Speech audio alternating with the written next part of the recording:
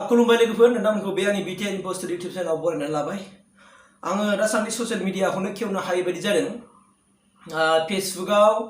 इउटिउबआव जेब्लानाखि जोङो खेवनानै नायगोन खालि जोंनि बर' समाजनि माखासे हौवा आरो हिन्जावफोर खालि दोनखारलायनाय खारलायनाय सोरबाया सोरखौबा लानानै खारबाय सोरबा बिहामजो मोनलायनाय सोरबा बिजामादै मोनलायनाय स' बेफोरबायदि मानसियानो दिनै बे बोराय बैसोलायावबो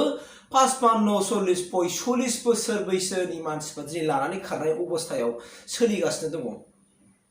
दा बेफोरबायदि थासारिया जोंनि बर' समाजाव मा जाखो?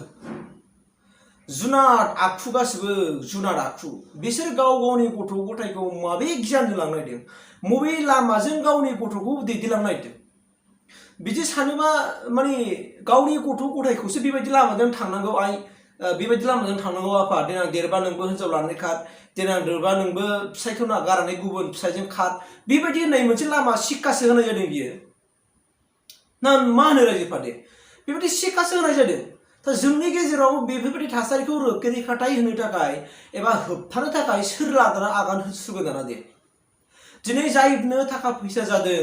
एसे एनै कन्ट्राक्ट मावबाय फैसा दांनो मोनबाय लब दिन्थिबाय हिन्जावफोरखौ लब दिन्थिबाय हिन्जावफ्राबो लानानै फिसा थाखानि एमाउन्ट नुबानो लब जालाबायनानै खारफालांलाबायबाय बेहानि फेमिलि दं ना गैया माबोरै संसार मोनजागोन गावनि उननि जिउ समखौ जेबो नायला सामफ्रामबो खालि खारनाय दोनखारनाय खालि खारनाय दोनखारनाय बे मेलेमाव बिसिनाव मा दं? बेफोरबायदि मानसिफ्रानो जोंनि बर' समाजनि बर' हारिनि माखासे मान सम्मानखौ जाजोबसिगोन सारा मोसौफ्रा सारा जुनाद आखुनि अनगायै जेबो गैया बिसिनाव। नोंसोरो नोंसोरनि गथ' गथायखौनो बेफोरबायदि गियान खालामजोब्बाय बेनि खालामायानो दिनै नोंसोर बेफोरबायदि इसेबां गिदिर गिदिर फरायनाय थानाय गथ' सासेयावबो बिजामादै बिहामजो मोनलायसेयावबो जुदि नों साला नोंनो जुदि गुबुन हिन्जावखौ लानानै खारोबा गुबुन सिख्लाखौ लानानै खारोबा गुबुननि हाबा जाखानाय हिन्जावखौ लानानै खारोबा आरो बै हाबा जाखानाय हिन्जावाबो गुबुन हौवाजों ब्लड ओंखारलाङोबा बा हौवा थाखानानैबो जुदि गुबुन माखासे हौवाजों सिं रिलेसन थाखुमाबाय थानाय सोमोन्दो लाखुमाबाय थानाय गाज्रि सोमोन्दो जालायबाय थानाय बेफोर मा आखु बियो? आंथ' रिकमेन्ड खालामो बेफोरबायदि मानसिखौ खेबसेनो स्रि खेबसेनो ओरै नङाबा जेबो नुजाया बेफोरबायदि मानसिखौ खेबसेनो स्रोद नङाबा जेबो राहा गैया नङाबा दिनै बेखौ रावबो जेबो खालामनो हायाखसै जोंनि बर' समाजाबो लोरबां जाबाय उइक जालांबाय जोंनि बर' समाजाबो जेबो दायथ' लाला होमबा गुबुनाबो सोलोंसै दाना उमुखखौबा जेबो खालामनो हायाखै होमबा सोरबा लोरबां मानसियाबो बा सोरबा जायफोर गोसोआव बेफोरबायदि साननाय दंखायोमोन बेबो लासैनो गुबुन सोरखौबा उननि समाव लानानै खारनोसै दाना लाना खारखागोन बियो मानोना बेखौ रावबो जेबो खालामनो हायाखसै जोंनि बर' समाजाव माखासे संगठनफोर दंब्लाबो बिथांमोनाबो मोजां मोनसे रल लानो हानाय बेबायदि मोनसे अबस्थायाव फैयाखसै अब्ला बे आयदानि सायाव जों मा खालामगोन बेखौ जुदि खामानि मावोबा गाज्रि मोनजानो गिनाय बेखौ जुदि खामानि मावोबा दुखु मोनजानो गिनाय बेखौ जुदि खामानि मावोबा बा बेनि सायाव माने हेंथा खालामोबा माबा मोनसे खालामनाय बेखौ गिनानैलाय जोंनि समाजा मा जादों? जुदि नोंना जुदि लानो गोसोथार नोङो जुदि लानो लुबैथारदों अब्ला नोङो नोंनि हिन्जावजों माने खेबसे रायलायदिया नोंनि हिन्जावजों खेबसे रायलायदो नों लानो गोसो दं ना लानो गोसो गैया गोदान हिन्जाव लाबावनो गोसो नामा नोंनि हिन्जावजों रायलायना लादो बिनि थाखाय नोंहालाय आरो मा दिनै नोङो बेखौ आयेननि बेरेखा होनना मोनथिखायो दिनै नोङो हिन्जावखौ लानानै खारगोन गुबुन जायगायावहाय माबा मोनसे जागोन आरे नोंनि जिउआथ' मा नों बबे सामान्य थाखा फैसाखौ लानानै नों बेसेबां गोगानाय लादों फालाय बे नोङो दिनैसो खामायनाय रां रुफाखौ नोंनि गाज्रि फारसे बे 30 लाख 50 लाख खामाया आजिलि 1 कौटि फैसानि थाथों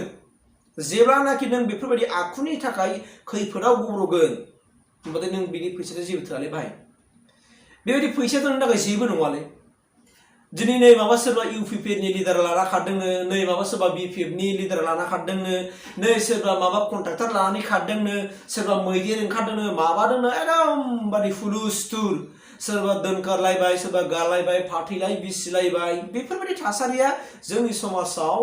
गिलु बालु जागासिनो दङ आरो जोंनि समाजखौ गुबुंले दैदेनलांगासिनो दं जायनि फलाव बेफोरबायदि थासारिनि थाखायनो बैसो जानाय बिफानि समान मानसिफ्रानो बेफोरबायदि खामानिखौ मावनायखाय दिनै उन्दै उन्दै गथ'फ्राबो दिनै जायफोरनाखि फरायफुबाय थानाय बैफोरबायदि दिनै उन्दैफोरखौनो दिनै फोरोंनायसो जाबाय आरो फोरोंगासिनो दङ दिनै बैफोरबायदि गथ'फ्राबो दिनै बेफोरबायदि गाज्रि माखासे खामानिफोरखौ मावगासिनो दङ जेब्लानाखि मोगथां रिलाव सिखारो अब्लासो मिथिनो मोनबाय जे नै बेफोरबायदि जाबाय दाना बे समाव मा जानोसै हाबाबो होथावला माबो जाथावला बैसोआबो जायाखै मा खालामो दाना दा बेथ' जोंनि गार्जेननो भुल ना बियो नों आं गासिबो गार्जेननो भुल गार्जेननो गोरोन्थि बियो दोनखारलायनाय मानाय लाना खारनाय मा सासे हिनजावा मा सासे हिनजावनि अननाया मा थोआ नामा बिदिबा बेफोरबायदिखौलाय लानो नाङामोन नोङो हिनजावखौनो लानो नाङामोन नेबावमोन नांगौबा नोंसिनि गोरलैखौनो लामोन हा नोंसिनि गोरलैखौनो लामोन आरोना नोंहा जुदि बेफोरबायदि बैसो जानाय समान समान बैसोनिखौ नांखायामोनब्ला जुदि बेजों नोंहा जुदि सेटिसफाइड नङाब्ला उन्दै गोरलै 10-12 बोसोरनिखौ लाबानो जाबायना दोनखारलांबानो जाबायना ओंखायनो आं रेकमेन्ड खालामो जोंनि बर'नि माखासे दल संगठनफोरा अननानै राजनितिक दैदेनगिरियानो जायाथों मानो सोरबा छात्र संगठनानो जायाथों मानो सोरबा समाज आफादानो जायाथों मानो सोरबा आबोबानो जायाथों मानो खौसे दिनैसिमबो खेबसेबो रायलायदिया खेबसेसो रायलायनानै मोनसे गिदिर मोनसे सिद्धान्त लादो आरो बेफोरबायदि खामानि मावोबा बेखौ खेबसेनि गामिनिफ्राय हाथाव खालामनाय गामिनिफ्राय होखारनाय गासिबो बेफोरबायदि मोनसे रल लानांगोन माबा मोनसे बिफाव लानांसिगोन माबा मोनसे स्ट्रं जुदि एक्सन लायामोब्ला आरो सोरखौनो बादा होनो हाबावनो रावखौबो हानाय नंला सोरखौबो हानाय नंला दिनै नोंबो बैबो गासिबो लाइन होजोबगोन अब्ला नों सोरखौ बादा होनो बे समाव होमबा जोंनि बर' समाजा लास्ट बाराव मा जागोन बयजोंबो मुगैजानाय बयजोंबो सुसिजानाय बयजोंबो रायलायजानाय बे अबस्थायाव सानसे थांफिनगोन जाय समाव बै समाव जों खोनायोमोन दखान बाजार हाबनो हाया मुगैजायोमोन होननानै स' बे अबस्थायाव थांफिन नाजागासिनो दं जोंनि बर' समाजा बैफोरबायदि सुबुंनि थाखायनो बैफोरबायदि समाजनि थाखायनो जोंनि गेजेराव समाजाव बिबान मोननानैबो बिबान मावनो हायैनि खाथिरावनो बेबायदि मोनसे गाज्रि मोनसे थासारियाव जोंनि बर' समाजा थांफिनगोन बेखौ आं नुहुरखाबाय ओंखायनो आं खावलायगोन आङो बे Btrinfostudio इउटुबनि गेजेरजों आं व्यक्तिनिफ्राय आं जिखौ मोनदांदों आं बेखौ शेयार खालामदों अननानै जोंनि बर' समाजाव एबा जोंनि बर' हारियाव जेसेबांनाखि दल संगठनफोर थायाथों मानो राजनितिक खामानिजों लोगोसे समाजनि खामानिजों लोगोसे बैफोरबायदि माखासे गाज्रि जोंनि बर' समाजनि गेसाव गोफोन जुनार आखु बायदि बैफोरबायदि सुबुंखौ जुदि जों फोसाबनानै जों जेबो खुनु दायित्व लायाब्ला आरो नों आं रावखौबो होबथानो हाला जोंनि समाजा गाहायाव थांफिनसिगोन फुरा जोंनि समाज जानायाव थांफिनगोन आरो बेखौ जोङो फोथांनो हाफिननांगौआ गोरलै बाथ्रा नंला दा जोङो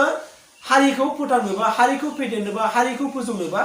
जोंनि गासैबो माहारियारि आफादजों लोगोसेनो गासैबो दल संगठन राजखान्थियानो जायाथों मानो बेफोरबायदि माखासे गाज्रि समाजनि जायखौ समाजाव एक्सेप्ट खालामथावा बैफोरबायदि आखुखौ गोजानाव थांनो जों नाजाथारनांगोन आरो नङाब्ला आरो बेफोरबायदि रावबो मावलायाबा नायबानो जाबाय रावबो होबथानो हानाय नंला खुनु प्राणिया बेखौ रावबो मावनो हानाय नंला आं बेखौ स्पष्ट दिनै बुंखाबाय थेंक इउ